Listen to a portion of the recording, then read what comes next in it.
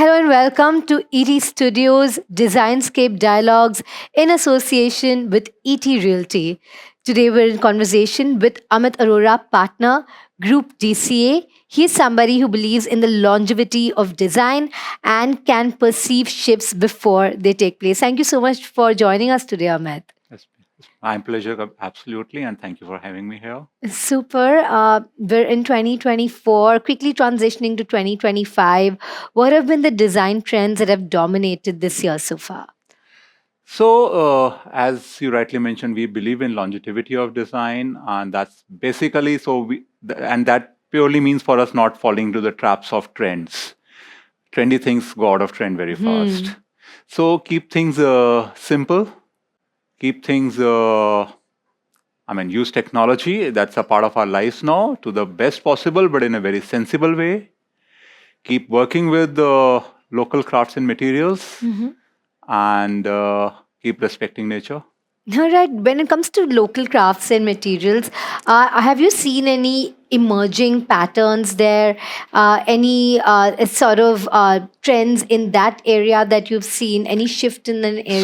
So the beautiful things that have been happening over the last few years is like very young designers have started working with traditional crafts to develop contemporary products, and that is what has long been needed for this for those crafts to survive, to thrive. Using traditional crafts, if you get modern materials, modern objects, modern solutions, that's what will keep those crafts alive. That will create a whole economic ecosystem for them. I mean, if an artisan is making good money, that's only when the next generation will take up that art. Otherwise, why would they? And they can make good money only if we have good contemporary products coming out of those crafts. And a lot of work is happening there across sectors, and that's a very encouraging and beautiful thing happening of late. Another thing happening off late, which is not so beautiful, is climate change, right? It's dominating everybody's conversations, especially when it comes to architecture, because you want something to be durable, you want it to stand the test of time, which is becoming increasingly difficult now. I think, building industry on the whole is one of the biggest culprits that is causing climate change. And though we keep talking about it, unfortunately, not much is in reality happening there, and that's the sad part. And it's not something which can be affected in isolation, though we can make localized changes at small scale. So there's something which you can make, you can say, I'm making a small change.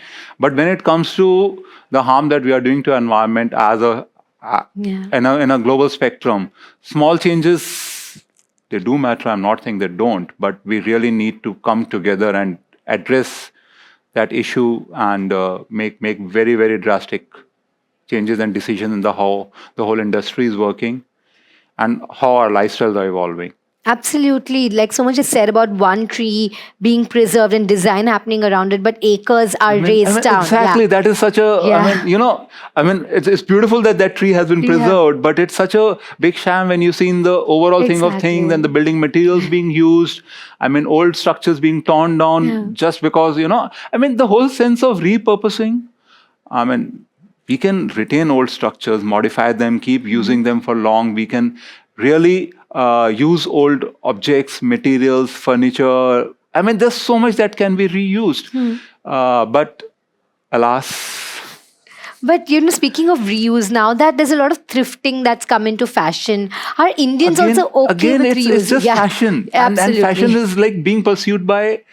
you take a lot of wood and you do one paneling out of that wood. I used so many old doors to create this paneling on the wall. I'm sorry, but like if I were to use doors as doors, I'm still building doors in and I'm using that old doors to do paneling on the wall, which was actually not required.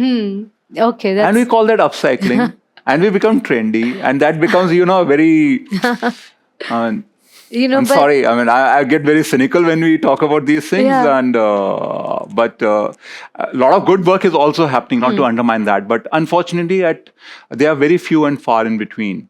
And most of the work that we are doing as the industry, we really need to relook at. We really should relook at that and do a course correction. But it's very refreshing to see you call out some shams and some scams and some myths when it comes to recycling or upcycling, as everything is being sold. But as an architect, a lot of your job is also convincing your clients to buy into your vision. For somebody who's as passionate about their vision, is that challenging sometimes? No, the beauty is that when you talk sensibly to people, they understand, they appreciate, and they become a part of the journey. And as I say, we run a very small design firm, and we get enough clients to be on the same bandwidth as us. We are lucky, we are blessed. But again, as I said, and as I said, it's not only us. There are people who are doing a lot of good work, but much more needs to be done. All right. And if there is this one design change that you would want people to incorporate or gravitate towards, what would that be? I mean, that would actually be to stop following or creating trends. Okay. Keep life simple. Today, technology enables us to, earlier it used to be difficult to design buildings as per the climate, sun movement, this and that, analysis, to do things technology-wise, to create, louvers or shading devices and all used to be very limiting and very exhausting. Today, because of technology, it's become much simpler. We can do analysis in a day. We can actually know how a building will perform, how a material will perform. We can foresee that thing. I mean, when Corbusier was building Chandigarh, he made that Tower of Shadows, which itself took more than a year, and then analyzed it and studied it to design those buildings, to design as per the climate of Chandigarh. And he had never worked in this area before.